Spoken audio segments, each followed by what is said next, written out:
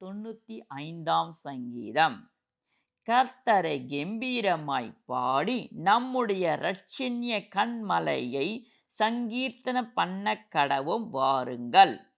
துதித்தலுடனே அவர் சன்னதிக்கு முன்பாக வந்து சங்கீதங்களால் அவரை ஆர்ப்பரித்து பாடுவோம். கர்த்தரே மகாதேவனும் எல்லா தேவர்களுக்கும் மகாராஜனுமாயிருக்கிறார். பூமியின் ஆழங்கள் அவர் கையில் இருக்கிறது, பர்வதங்களின் உயரங்களும் அவருடையவைகள்.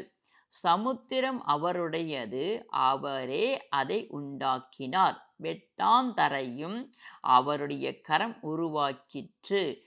நம்மை உண்டாக்கின கர்த்தருக்கு முன்பாக நாம் பணிந்து குனிந்து முழங்கால் படியிடக் கடவோம் வாருங்கள். அவர் நம்முடைய தேவன், நாம் அவர் மேய்ச்சலின் ஜனங்களும் அவர் கைக்குள்ளான ஆடுகளுமாமே. இன்று அவருடைய சத்தத்தை கேட்பீர்களாகில், வனாந்தரத்திலே கோபமூட்டின போதும் சோதனை நாளிலும் நடந்தது போல உங்கள் இருதயத்தை கடினப்படுத்தாதேயுங்கள். அங்கே உங்கள் பிதாக்கள் என்னை சோதித்து என்னை பரீட்சை பார்த்து என் கிரிகையை கண்டார்கள்.